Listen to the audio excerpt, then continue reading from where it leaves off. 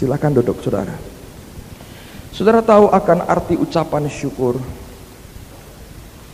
Kemarin saya lihat dengan mata kepala saya sendiri, dan ini sering kali dan setiap kali saya lihat ini terjadi, saudara. Anak saya yang kecil itu ceriwisnya luar biasa, dan anaknya manjanya juga luar biasa. Jadi kalau bangun pagi, dia teriak sama pembantunya, "Mbak, cucu," gitu. Lalu dikasihkan, karena sudah disiapkan, dikasihkan. Itu berkali-kali, setiap pagi, hampir setiap pagi.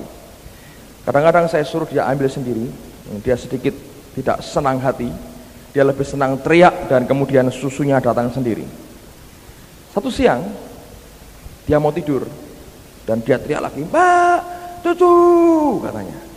Lalu pembantu saya bawakan botol susunya dia. Dan waktu dikasih, tiba-tiba dia berkata gini, "Terima kasih ya Mbak, Mbak terima kasih ya Mbak, Mbak terima kasih ya Mbak." Itu wajah pembantu saya berubah, saudara. Seneng gitu rasanya. Anak kecil 3 kali bilang, "Mbak terima kasih." Saudara tahu? Dengan Tuhan, kita ini orang yang paling pinter minta berbagai macam permintaan. Tuhan, apa gitu saudara ya, sama kira-kira. Apa minta macam-macam. Macam-macam diminta. Ada seorang ibu telepon saya, "Pak, Bapak ingat 9 bulan yang lalu saya sudah minta didoakan?" Loh iya, apa ya? Saya bilang begitu ya. 9 bulan yang lalu saya perlu rumah. Sekarang kok belum dapat ya Pak? Katanya saudara. Jadi pintar sekali, ingat semua yang diminta saudara. 9 bulan yang doakan lupa, yang minta didoakan tidak pernah lupa. Orang itu paling pintar kalau suruh minta. Tapi sukar buat kita mengucap syukur. Saya mau beritahu saudara, kalau Anda punya hati yang mengucap syukur, itu akan membuat wajah Yesus tiba-tiba berubah. Kok pintar sekarang katanya. Begitu dia ngerti seperti itu, hatinya disukakan. Amen saudara. Nah pagi ini saya mau ajak kita merenungkan sesuatu yang sangat serius sekali. Kemarin siang saya sudah diskusikan di kantor dengan teman-teman, dan seru sekali kalau kami diskusi, karena itu menyangkut akan banyak hal. Tapi saya ingin ajak kita merenungkan ini. Ini bukan hal yang gampang dicerna, percayalah saudara, membutuhkan akan konsentrasi yang lebih lagi. Tapi saya mau katakan jujur pada saudara, apa yang saya sampaikan ini sempat mengganggu saya, dalam artian bagi perenungan hidup saya selama bertahun-tahun. Coba buka firman Tuhan dulu saudara. Mari kita lihat 2 Korintus pasal yang ke-5. 2 Korintus pasal yang ke-5 ayat yang ke-17. Jadi siapa yang ada di dalam Kristus, ia adalah ciptaan baru. Yang lama sudah berlalu, sesungguhnya yang baru sudah datang. Kata baru dari kata Yunani kahinos. Dan kata kahinos itu artinya unused, tidak dan belum pernah dipakai, new atau fresh, baru atau segar. Coba renungkan sesuatu. Di dalam Kristus, barang siapa di dalam Kristus, dia adalah ciptaan baru. Ciptaan baru artinya seperti barang yang belum dipakai, yang tidak pernah dipakai sebelumnya. Baru, betul-betul baru. Dan sekarang saya mau tanya, apakah kita sudah di dalam Kristus? Dan kita menjumpai banyak orang yang mengklaim dirinya sudah di dalam Kristus. Tapi kalau jujur saya perhatikan, ini bukan produk baru, tapi dempulannya baru saudara. Catnya mungkin baru, aksesorisnya baru, tapi dia bukan barang atau produk baru. Kalau dulu sering maki-maki, sekarang memuji Tuhan, tapi juga kadang-kadang maki-makinya masih ada. Saya baru dengar tadi ada orang ngomong tentang orang lain, nyebut, "Kamu binatang," katanya. Itu padahal adiknya sendiri. Nah kalau adiknya binatang, kakaknya siapa saudara? Podo wae sebetulnya ya. Tapi itu kan keluar dari mulut orang yang tidak beriman. Jadi dulu maki-maki, sekarang setelah jadi Kristen, maki-maki enggak? Ya kacek Pak, kacek. Dulu sudah lengkap kebun binatangnya, sekarang tinggal separuh, kacek. Nah kacek atau ada perkembangan baik, itu bukan ciptaan baru saudara. Artinya barang produk lamanya masih kuat. Dulu hobinya nonton bioskop. Nah sekarang setelah bertobat, ya sebulan sekali ya masih katanya. Itu orang bilang kacek. Nah apakah itu yang namanya ciptaan baru? Ayo sekarang lihat. Dulu sukanya judi. Sekarang enggak Pak, enggak judi, tapi totoan. Nah sama aja saudara sebetulnya. Dulu SD SB, sekarang enggak ada ya nonton bola, bedean aja menang mana. Oh enggak banyak kok Pak, kalau dulu sampai jutaan, sekarang ya main kecil-kecilan 10 ribuan. Apakah itu ciptaan baru? Menurut saya tidak. Dempulannya baru, betul saudara. Catnya mungkin baru, kombinasi warnanya berbeda. Tapi itu tetap tetap barang bekas. Nah padahal Paulus berkata, Alkitab berkata, siapa di dalam Kristus dia adalah ciptaan baru. Yang lama sudah berlalu. Banyak orang Kristen yang lama masih ada dipermak sedikit-sedikit. Itu bukan barang baru saudara. Nah, terus terang itu mengganggu saya. Ada lagi yang lain. Dulu sukanya mabuk Pak. Begitu jadi Kristen, mabuk enggak? Tidak. Hanya kalau kademen itu whisky 1 sloki masih gitu. Itu menurut saya dempulannya baru saudara. Yang lama masih ada, belum dapat dikatakan sudah berlalu. Nah padahal Alkitab berkata Allah selalu memberikan barang baru saudara. Itu sifat Allah itu selalu memberikan kepada kita barang baru. Manusia termasuk gereja senang mengumpulkan barang bekas. Sekarang dipakai istilah lebih keren, pakaian pantas pakai. Itu bahasa aslinya pakaian bekas, rombengan sebetulnya saudara ngerti. Lalu diberikan, itu manusia. Sampai sekarang orang Kristen juga masih buat yang sama. Tapi kalau Allah selalu memberikan yang baru. Coba buka Yehezkiel pasal 36, nanti kita lihat lebih jauh saudara. Yehezkiel pasal 36, ayat 26 dan 27. Tuhan berkata begini, kamu akan kuberikan hati yang baru dan roh yang baru di dalam batinmu. Dan aku akan menjauhkan dari tubuhmu hati yang keras dan kuberikan kepadamu hati yang taat. Rohku akan kuberikan diam di dalam batinmu dan aku akan membuat kamu hidup menurut segala ketetapanku dan tetap berpegang pada peraturan-peraturanku dan melakukannya. Tuhan berkata, aku akan memberikan kepadamu hati yang baru. Dalam terjemahan lain, I will give you a new nature. Aku akan memberikan kepadamu suatu sifat yang baru. Dan Paulus berkata, yang lama sudah berlalu, yang baru kini muncul.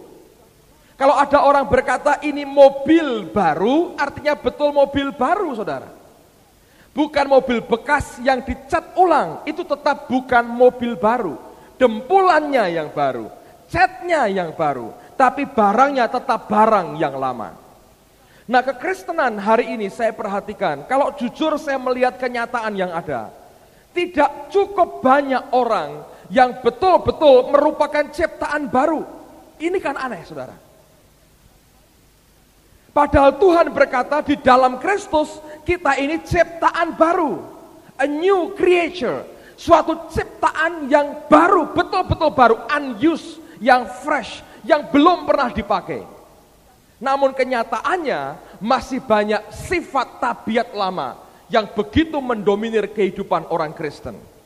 Nah di mana permasalahannya saudara? Ada orang begini, saya pernah ceritakan, saya pergi dengan beberapa orang di Jakarta, dan pertanyaannya begini, Pak, boleh kan ya kita nonton kabaret di nightclub, kan sama istri. Boleh nggak Pak nonton blue film tapi sama istri? Pertanyaannya semua begitu. Boleh nggak Pak iseng-iseng judi? Boleh nggak Pak kita ke sini, kita ke sana? Semua pertanyaannya boleh tidak, boleh tidak, boleh tidak. Saya menyimpulkan, orang yang tanya, boleh nggak Pak nonton bioskop itu boleh nggak? Itu artinya orang itu masih kepingin sebetulnya. Nah kalau masih kepingin, dia bukan ciptaan baru. Dia bukan produk baru. Dia produk lama pakai pakaian baru, saudara. Tapi Alkitab berkata siapa di dalam Kristus adalah ciptaan baru. Nah saya menggumulkan mengapa jarang dijumpai orang ketika lahir baru, dia bertobat, dia terima Tuhan, hidup di dalam Kristus, langsung istilah orang Jawa, manglingi. Dari orang yang nyenepi, nyebeli, jadi orang yang menyenangkan. Dari orang yang begitu malas dan ceroboh dan tidak karuan hidupnya, jadi orang yang baik, bersih dan menyenangkan orang banyak. Kenapa jarang dijumpai seperti itu? Orang kalau ditanya, apakah dia berubah? Kacek sedikit katanya ini. Lumayan gitu. Dulu pulang jam 2 Pak, sekarang jam 2 kurang seperempat sudah sampai rumah. Ya ke gereja itu lumayan katanya. Dulu kalau judi nghabiskan jutaan, sekarang puluhan ribu tok Pak, dolar katanya gitu. Saudara, jadi semuanya serba sedikit, kacek, lumayan. Tidak betul orang berkata, ya dia berubah. Saudara, apa yang membuat itu terjadi sebetulnya? Saya mau sampaikan dua hal. Mengapa tidak bisa dihasilkan suatu pertobatan yang radikal dalam kehidupan kita, atau perubahan yang radikal? Yang pertama, karena menurut saya, Alkitab juga mengajar, waktu kita bertobat, ada banyak orang datang ke Tuhan, bukan karena sadar akan dosanya, tapi datang karena dengan kebutuhan tertentu akan Tuhan dan pertolongannya. Itu problemnya, saudara. Jadi saya gambarkan begini, saudara. Ini tanaman ya. Lihat ini tanaman. Ini tanaman merupakan hidup kita. Oke. Ketika kita tumbuh, ada daun, ada dahan, ada ranting dan macam-macam di sini yang penuh rindang sekali sampai berat.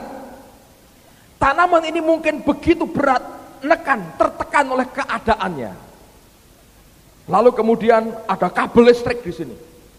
Kalau hujannya trumi, tanamannya kena strom, saudara.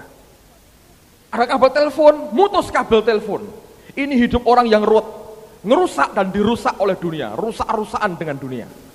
Sudah berat, nekan semuanya, buahnya kecut, buahnya pahit, beracun. Kena kabel listrik, kesetrum, kena kabel telepon, terputus kabel teleponnya. Jadi ini merupakan orang yang diganggu banyak dan ganggu orang lain juga banyak. Hidup Kristen begini. Lalu dengar ada orang bersaksi, datang ke Yesus, nanti kamu akan terima kelepasan. Datang ke Yesus, kamu perlu Yesus. Iya, aku perlu Yesus. Lalu kita berdoa, Tuhan, aku berat Tuhan, aku berat. Problemku ialah, aku terlalu berat. Bebanku terlalu berat. Aku terlalu tinggi, terlalu panjang. Kesetrum terus Tuhan, kena kabel tegangan tinggi. Ada kawat telepon terputus karena dahan-dahanku. Berat Tuhan, berat. Sekiranya Engkau berkenan, potonglah aku ya Tuhan, potonglah aku.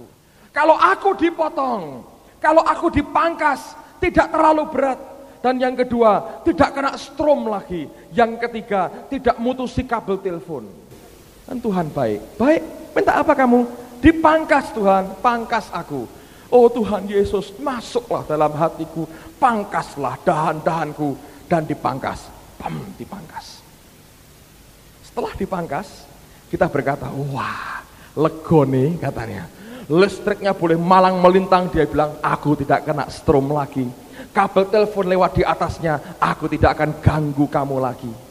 Berat semuanya hilang, enteng, hidup itu nikmatnya luar biasa. Lalu kita bersaksi, saudara-saudara, di dalam Yesus lega sekali katanya. Enaknya luar biasa. Makanya toh saudara, percaya sama Tuhan Yesus gitu. Kita teriak-teriak, ayo datang ke Tuhan. Ngapain? Lega, lihat aku rapi, lega sama sekali. Tapi apakah ini ciptaan baru, saudara? Tidak. Potongannya baru. Modelnya baru. Tapi dia bukan ciptaan baru. Dan ketika waktu berjalan, lama-lama dia lengah, tidak membiarkan Tuhan memangkas terus. Ini akan muncul lagi watak yang lama, problem yang lama, kondisi yang lama muncul lagi. Ketika engkau dipotong, orang bertanya, bagaimana keadaannya? Lumayan, kacek sekarang. Dulu tinggi, berat, sekarang mendingan, lego. Gitu saudara, ngerti? Tapi ini bukan ciptaan baru, ini ciptaan lama. Sekedar dipangkas.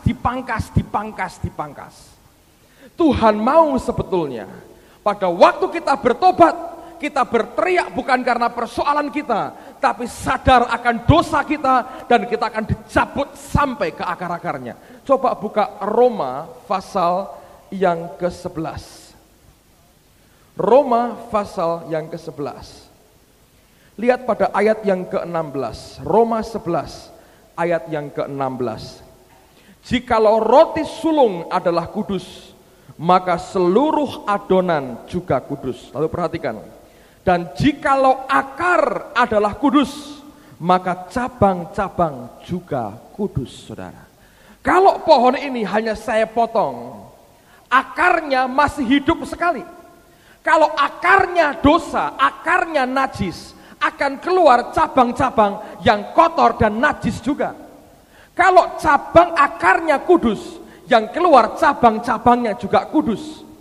Kalau kita datang kepada Tuhan oleh karena kebutuhan, oleh karena beban berat semata-mata, bukan teriak karena dosa yang berakar dan jadi akar hidup kita, saudara tidak akan bisa dicabut sampai ke akar-akarmu. Tapi kalau teriakan kita berkata, Tuhan, aku orang berdosa, teriakan itu membuat engkau akan dicabut sampai ke akar-akarnya. Saya masih ingat ketika saya bertobat, saudara. Saya masih SMA kelas 1 mau naik ke kelas 2. Tidak ada problem apa-apa. Datang ke KKR dengan tujuan mau lihat-lihat. Katanya kebaktian oikumene, Kristen Katolik campur dari satu. Saya berkata, saya pengen lihat itu. Jadi saya datang ke kebaktian tanpa beban, tanpa mau teriak-teriak butuh Tuhan, tidak sama sekali. Sudah sekian tahun tidak pernah ke gereja, akhirnya masuk ke kebaktian sekedar ingin tahu. Si pendetanya khotbah tentang anak muda yang kaya. Dan dia cerita anak muda ini sudah mengerjakan hukum Tuhan sejak masa mudanya. Dia jabarkan satu demi satu, terus dia tanya, saudara sudah seperti dia? Nah, waktu dia tanya begitu, ada sesuatu yang menghantam hidup saya. Sadar, waduh, kalau dibanding begitu, habis saya. Dan saya berkata, iya, aku ini orang berdosa. Dan waktu saya berkata, aku ini orang berdosa, aku perlu Tuhan. Bukan karena persoalanku, tapi karena dosaku. Ketika di altar kau saya lari ke depan, saya berkata, Tuhan, aku perlu Yesus. Itu mencabut sampai ke akar-akarnya. Kalau akar itu dicabut, Tuhan akan memberikan benih yang baru. Yohanes berkata, itu namanya benih ilahi, sperma ilahi. Dia tanamkan dalam kehidupan kita. Akarnya akar ilahi, yang keluar nanti adalah tanaman yang ilahi. Saudara tidak lagi akan berkata, boleh enggak nonton, boleh enggak ngerokok, boleh enggak judi. Tidak ada lagi itu. Karena engkau tidak punya akar itu lagi dalam hidupmu. Tanpa bertanya, tanpa engkau diberitahu, engkau akan tahu dengan sendirinya. Karena akarmu itu namanya Yesus, saudara. Alkitab berkata kalau akarnya kudus, cabang-cabangnya akan kudus. Sebaliknya kalau akarnya cemar, semuanya akan cemar. Engkau tidak akan jadi ciptaan baru, hanya dempulannya yang baru. Nah, bagaimana supaya kita bisa dicabut sampai ke akar-akarnya? Ada contoh menarik. Coba buka Markus pasal 10. Markus 10 ayat yang ke-46 sampai dengan ayat yang ke-52. Markus 10 ayat 46. Lalu tibalah Yesus dan murid-muridnya di Yeriko. Dan ketika Yesus keluar dari Yeriko bersama-sama dengan murid-muridnya dan orang banyak yang berbondong-bondong, ada seorang pengemis yang buta bernama Bartimeus, anak Timeus, duduk di pinggir jalan. Menurut kamus, Bartimeus itu artinya anak haram. Jadi kalau Anda mau cari nama, ngasih nama anakmu jangan Bartimeus, karena Bartimeus artinya anak haram, saudara. Kenapa begitu? Ya mungkin betul anak haram, betul. Bartimeus, anak Timeus. Timeus itu artinya haram. Ketika didengarnya bahwa itu adalah Yesus orang Nazaret, mulailah ia berseru, Yesus anak Daud, kasihanilah aku. Banyak orang menegurnya supaya ia diam. Namun semakin keras ia berseru, anak Daud, kasihanilah aku. Lalu Yesus berhenti dan berkata, panggillah dia. Mereka memanggil orang buta itu dan mereka berkata kepadanya, kuatkanlah hatimu, berdirilah, ia memanggil engkau. Lalu ia menanggalkan jubahnya, ia segera berdiri dan pergi mendapatkan Yesus. Tanya Yesus kepadanya, apa yang kau kehendaki supaya aku perbuat bagimu? Jawab orang buta itu, Rabuni, supaya aku dapat melihat. Lalu kata Yesus kepadanya, pergilah, imanmu telah menyelamatkan engkau. Pada saat itu juga melihatlah ia, lalu ia mengikuti Yesus dalam perjalanannya. Nah, dengar baik-baik. Bartimeus ini duduk di dekat gerbang Yeriko. Zaman dulu, kalau orang buta, mereka punya atribut khusus, mereka punya aksesoris khusus, yaitu jubah khusus, jubahnya orang buta.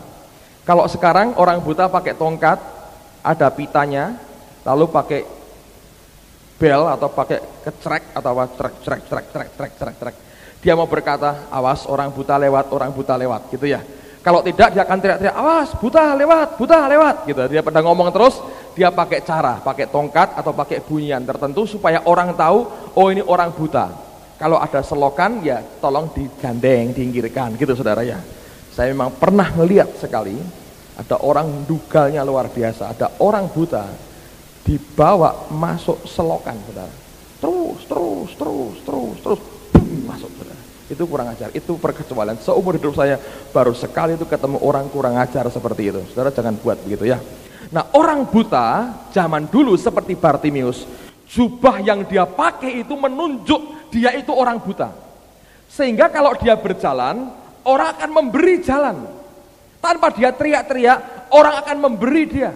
Orang akan menolong dia. Itu sebagai jubah itu menunjukkan teriakan tolong aku tidak mampu, aku tidak berdaya. Nah, orang ini rupanya sudah gerah, bosan, jenuh, muak dengan keberadaannya. Waktu dia dengar Yesus lewat, dia teriak, Yesus, anak Daud, kasihanilah aku. Dan orang banyak berkata, kamu diam, buat ribut, berisik.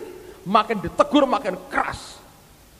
Nah, emang anak haram, saudaraku, makin keras dia teriak. Sudah biasa dicemooh orang, diributi orang, biasa. Pokoknya teriak sama Tuhan. Lalu kemudian Yesus mendengar. Ketika Tuhan mendengar, saudara, apa yang terjadi? Dia berkata, panggil dia kemari. Nah, waktu dipanggil, begitu dengar dipanggil, dia tidak tahu dan belum tahu akan diapakan. Hanya didengar, engkau dipanggil Yesus. Alkitab berkata dia berdiri, dia lepas, dia buang jubahnya. Orang ini sudah jenuh, sudah muak, sudah jijik dengan keberadaannya. Dia datang ke Tuhan dengan iman, dan sebagai bukti dia beriman, dia lepaskan jubahnya. Tapi juga itu bukti dia jijik, dia muak, dia bosan, dia jenuh dengan keadaannya. Orang yang bisa mencapai level seperti itu dan datang ke Tuhan, dia akan menjadi ciptaan yang baru. Pada waktu dia datang, dia berkata, sudah aku tinggalkan semua kebutaanku, sampai di sini selesai. Aku akan minta supaya dia menyembuhkan aku. Dia lari dan Tuhan berkata, apa yang engkau mau supaya aku perbuat bagimu? Dan dia berkata, Rabuni, supaya aku dapat melihat. Tuhan berkata, jadilah menurut imanmu. Dan dia terbuka dan dia melihat kembali. Dibutuhkan jeritan, teriakan, rasa bosan dan jenuh dengan keadaanmu hari ini. Dibutuhkan teriakan yang berkata, aku berdosa, aku ini dosa di depan Tuhan. Kalau Anda perhatikan Paulus, berkali-kali dia mengucapkan itu. Berkali-kali kondisi yang lama itu, dia berkata, aku jenuh dengan apa yang ada. Dia berkata, aku ini manusia celaka. Dia teriak. Dia berkata, aku ini berdosa, aku manusia celaka. Dan dia berkata, semua aku anggap sampah katanya. Untuk mendapatkan sesuatu yang baru, engkau harus berkata, yang ini aku tidak bisa pakai lagi. Aku tidak mau pakai lagi. Aku butuh yang baru. Allah memberi kita sesuai dengan kebutuhan. Kalau sandalmu yang lama itu sudah jebol, engkau berkata, Tuhan, aku sudah tidak bisa pakai ini lagi. Aku mau buang. Dia berkata, aku beri sandal yang baru. Kalau engkau berkata, Tuhan, tabiatku ini jelek, jahat, najis, kotor, aku mau buang. Dia berkata, aku akan beri kepadamu new nature, sifat yang baru. Tapi kalau engkau berkata, Tuhan, aku mau datang kepadamu, tapi yang ini jangan diambil, yang ini boleh Tuhan, yang ini jangan. Eman-eman toh Tuhan, apa enggak bisa ada jalan lain? Apa harus diserahkan semua? Engkau bukan ciptaan baru, dempulannya yang baru, saudara. Ngerti? Catnya baru, tapi bukan ciptaan baru. Karena pertobatan kita tidak sampai mengangkat akar kejahatan hidup kita. Makanya saya mau katakan buat saudara, dibutuhkan orang yang berkata, aku jijik dengan keadaanku yang sebenarnya. Aku teriak, cabut, aku sampai ke akar-akarnya. Dan dia akan beri benih yang baru. Tapi yang kedua, saudara dengar baik-baik. Buka 1 Yohanes pasal yang ketiga, ayat yang terakhir. 1 Yohanes, bukan Injil Yohanes, tapi surat Yohanes yang pertama. 1 Yohanes pasal 3, ayat 6 sampai dengan ayat yang ke-9. 1 Yohanes pasal yang ketiga, ayat 6 dan ayat yang ke-9. Ini juga ada kalimat-kalimat yang Anda harus renungkan lagi. Karena itu, perhatikan, setiap orang yang tetap berada di dalam Dia tidak berbuat dosa lagi. Setiap orang yang tetap berbuat dosa tidak melihat dan tidak mengenal Dia. Anak-anakku, janganlah membiarkan seorang pun menyesatkan kamu. Barang siapa yang berbuat kebenaran adalah benar, sama seperti Kristus adalah benar. Barang siapa yang tetap berbuat dosa berasal dari iblis, sebab iblis berbuat dosa dari mulanya. Untuk inilah anak Allah menyatakan dirinya, yaitu supaya ia membinasakan perbuatan-perbuatan iblis itu. Setiap orang yang lahir dari Allah, perhatikan, tidak berbuat dosa lagi, sebab benih ilahi, sperma ilahi, benih ilahi tetap ada di dalam dia, dan ia tidak dapat berbuat dosa karena ia lahir dari Allah. Maksudnya bukan tidak dosa sama sekali, tapi tenses, jenis kalimat waktu yang dipakai menunjukkan engkau tidak akan punya kebiasaan dan naluri dosa lagi. Artinya tidak dapat berbuat dosa itu dosa yang secara sengaja, terencana, memang engkau rencanakan, rutin terjadi, engkau buat dalam hidupmu. Tidak lagi merupakan nature alamiahmu, sifat alamiah dosamu tidak ada lagi. Kata tidak dapat artinya engkau tidak punya power dan tidak punya willingness, tidak punya kekuatan dan tidak punya kemauan untuk berbuat itu lagi. Kalau sesekali dalam kejadian tertentu tiba-tiba engkau jatuh terpleset, bisa. Oh, kok aku dosa. Tapi bukan karena memang sifat dosamu itu kuat. Ini beda.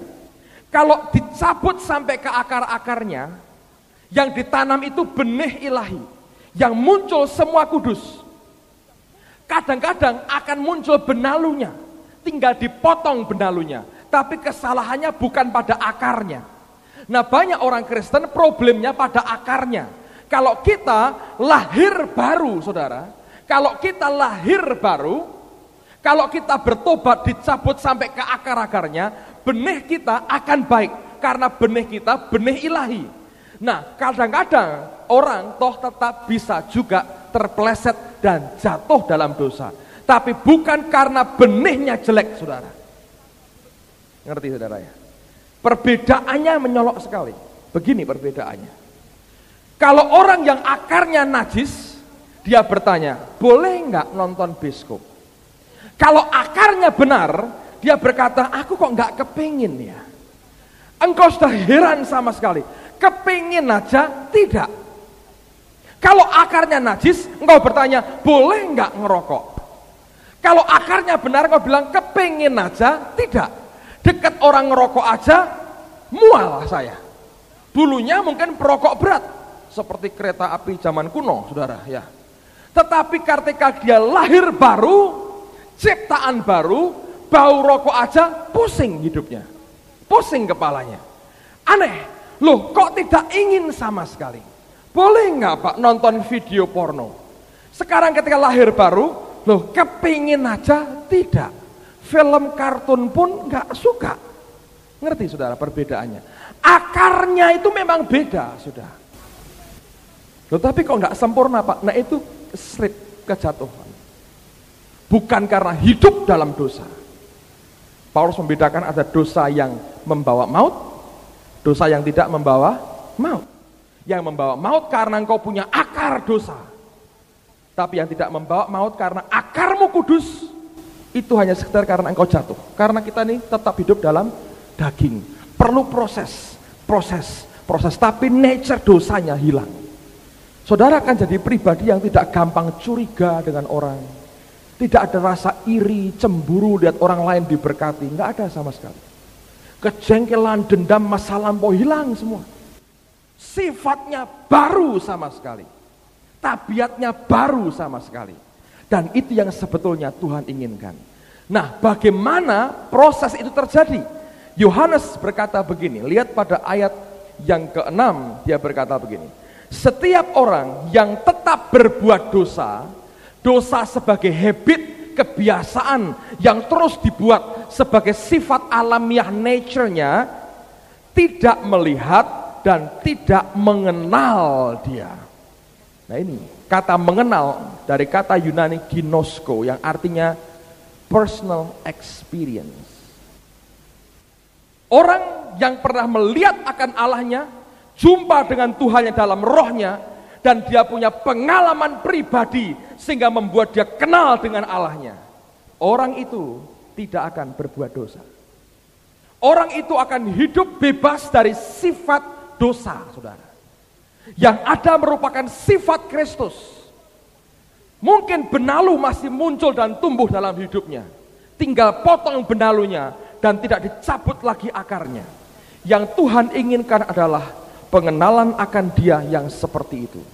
Akan membuat kita bisa mengerti bahwa kita punya sifat nature yang baru.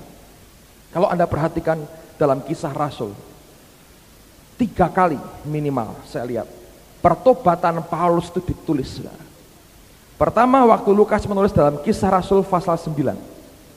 Yang kedua waktu Paulus disidang di mahkamah agama, di dalam Kisah Rasul pasal 22 dia ceritakan pertobatannya. Yang ketiga di depan Agripa, Kisah Rasul pasal 26 dia cerita lagi pertobatannya 3 kali. Dan Paulus ini orang yang berkali-kali ketemu dengan Tuhannya. Dalam arti kata yang sebenarnya, saudara. Allah sebetulnya ingin ditemui oleh setiap kita. Roh kita bisa nangkep dia dan jumpa dengan dia. Setiap kali kita berdoa, kita ketemu dan kita mencari wajahnya. Orang Kristen yang punya pengalaman pribadi dengan Tuhannya, orang itu tidak akan pernah bisa goyah, saudara. Tapi kalau kita tidak pernah punya pengalaman pribadi, hanya dasarnya kata orang begini, kata orang begini, kata orang begini, engkau tidak akan pernah bisa jadi new creature kecuali orang itu punya pengalaman pribadi dengan Tuhan. Makanya saya mau katakan, setiap orang percaya belajar untuk kenal Dia secara pribadi. Paulus ini luar biasa, dengar baik-baik. Ketika dia bertobat, saudara, dia bergolak dengan batinnya. Lalu kemudian dia ke Yerusalem, dia nginjil di sana. Ketika pertama dia ketemu Tuhan di Damsyik, jalan ke Damsyik. Ketika di Yerusalem, dia ninjil. Alkitab berkata begini, satu kali dia sedang berdoa, dan kuasa Tuhan melingkupi dia. Dan dia melihat Yesus hadir. Dan Tuhan yang sama berkata, Paulus, tinggalkan Yerusalem. Dia bilang, Tuhan, aku ini efektif di sini. Mereka kenal aku. No. Dia berkata apa? Mereka toh kenal aku dulu siapa, dan aku sekarang siapa, mereka tahu. Artinya Paulus bukan sekedar kacek, enggak lagi. Betul berubah, ciptaan baru. Dia berani ngomong dengan Tuhan. Mereka kenal aku Tuhan. Aku sekarang berubah, biarkan aku di Yerusalem. Aku bukan sekedar kacek, bukan.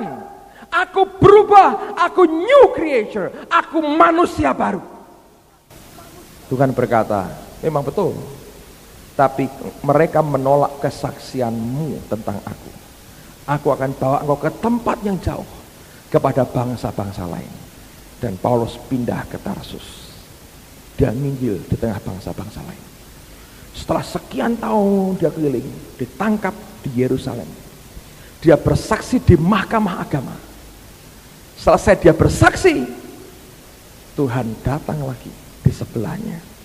Dia berkata, bagus Paulus, sebagaimana engkau berani bersaksi di Yerusalem, engkau juga harus saksi di Roma. Dia bilang, ya Tuhan. Kata ya itu artinya apa? Aku tetap dalam belenggu. Agripa berkata, orang ini kalau tidak naik banding ke kaisar, kita bisa lepaskan dia sekarang juga. Dia bilang tidak, tetap aku naik banding sampai kaisar. Untuk apa? Nginjil kepada kaisar. Kalau dia rakyat biasa, mana bisa ketemu kaisar? Kalau dia tawanan, kaisar harus menyidang dia, dan dia akan berbicara kepada kaisar tentang Yesusnya. Itu luar biasa. Nah, ini orang seperti itu. Dia berkata, Tuhan, biarkan aku di Yerusalem. Mereka tahu siapa aku dulu. Dia berkata, aku bukan dempulan baru Tuhan, aku ciptaan baru. Mereka melihat aku beda, aku berubah. Saudara ngerti? Dan itu yang sebetulnya Allah inginkan dalam kehidupan kita. Izinkan Tuhan itu mencabut kita sampai ke akar-akarnya, saudara. Supaya kita bukan sekedar orang Kristen yang sudah lumayan kok sekarang. Lumayan gimana? Dulu makannya banyak, sekarang ya berkurang. Nggak tahu yang jajan di luar, ya sama aja, saudara. Kacek, cuma begitu aja Kristen kita. Tidak radikal berubah. Saya berdoa supaya firman ini masuk dalam roh kita. Dan setiap kali Anda bangun pagi tanya, apakah aku ini berubah? Apakah aku ini ciptaan baru? Atau aku ini dempulan baru? Amen, saudara. Siapkan hati kita terima tubuh dan darah Tuhan. Mari kita berdoa bersama-sama. Ya Tuhan, turunkan anugerah-Mu supaya kami boleh menjadi ciptaan baru. Yang lama sungguh sudah berlalu, dan yang baru kini muncul. Terima kasih Tuhan. Terima kasih. Mari katakan, kasih setia Tuhan di dalam hidup ini. Saudara tahu, ada banyak orang yang mengalami jalan buntu. Saya pernah katakan, kalau engkau ketemu jalan buntu, saudara, jangan cari jalan, cari Yesus. Amen. Karena dia berkata, akulah jalan, kebenaran, dan hidup. Kalau engkau cari jalan, belum tentu jalan yang benar. Dan kalau jalan yang enggak benar, ujungnya membawa kepada maut. Tapi kalau kita mencari Yesus, jalannya benar, dan jalannya membawa kepada kehidupan. Amin, saudara. Mari naikkan pujian ini sebagai doa kita dan pengakuan iman kita. Dan saya percaya di dalam Dia kita ketemu jalan yang sebenarnya.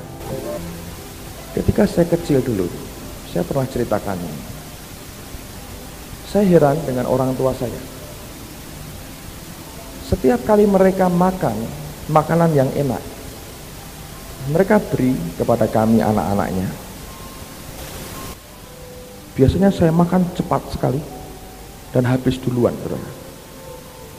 Mereka belum dimakan, Lalu saya minta. Heran, saya tahu itu enak. Mereka berikan pada saya. Saya mikir, kok bisa ya? Apa buat mereka tidak enak? Tapi saya yakin ini enak. Kok bisa? Sekarang saya jadi orang tua sendiri, saudara. Saudara tahu kemarin saya ngasih makan 4 anak. Anaknya Pak Timotius dan Bu Yuni di rumah saya. Anak saya 2, istri saya 1, saudara. Saya pulang doa dari gereja, saya baru makan siang, kira-kira jam 3. Ketika saya lagi makan siang, dan itu makanan favorit saya, istri saya berkata, saya minta sedikit. Dia nggak mau ambil sendiri, saya ambilin, saya layani dengan baik, suapin, saudara. Anak 3 antri di belakangnya, mau katanya. Anaknya Pak Timotius mau katanya ikut, saudara. Jadi saya punya anak 4 kemarin. Ini makanan favorit saya. Saya bilang baris 1, 2, 3, 4. Saudara tahu berapa kali kami harus tambah? 3 kali, saudara. Habis lagi mau, semua mau ambilin lagi 3 kali. Saya bilang, kok bisa ya saya begini sekarang ya? Siapa yang dirasakan orang tua saya dulu, saya rasakan sekarang. Kenapa? Kasih. Ngerti, saudara? Kasih. Tidak ada orang protes. Kok dimakan sendiri? Tidak ada. 4 anak saya itu tahu semua saya kasih makan. Semua saya kasih. Lalu saya ngomong sama istri saya bergurau begini, yuk kula badhe wangsul mboten kiat, badhe pijet. Saya berkata gitu sama istri saya. Karena pembantu saya kalau sudah kecapean pulang desa mau pijet, saudara. Tapi saya mau katakan, apa yang dulu bagi saya misteri, hari ini dengan free saya bisa buat. Saudara, kita ini ciptaan Tuhan. Bapakmu di surga senang sebetulnya. Bisa percayai dia, senang dia. Saudara, senang nyuapin, senang. Makanya dia berkata, aku ini jalan. Kalau dia berkata jalan, saya mikir Tuhan, memang Yesus itu memang siap diinjak-injak, ya kan? Mana ada jalan kok disembah-sembah, tidak ada, saudara. Jalan diinjak-injak, siap kok dia siap, senang dia, senang. Kita berkata, sampai masa tuamu, aku Yesus tetap menggendong kamu, ya. Senang kok dia, dengan senang hati dia buat. Tapi jangan kurang ajar, saudara. Hormat dan cintai dia, saudara akan terima anugerahnya besar. Siap kok dia. Aku nih jalan, tak pakai ya Tuhan, ya. Dia siap diinjak-injak, siap. Dan dia buktikan itu di Golgota. Jadi mari cintai Tuhan kita. Amin, saudara. Kasih setia Tuhan di dalam hidup ini tak pernah berkesudahan, selalu baru setiap hari. Saat jalanku buntu, gelap sekelilingku, kau terbit bagai terang pagi, menyinari langkahku. Yesus, Engkaulah jalan.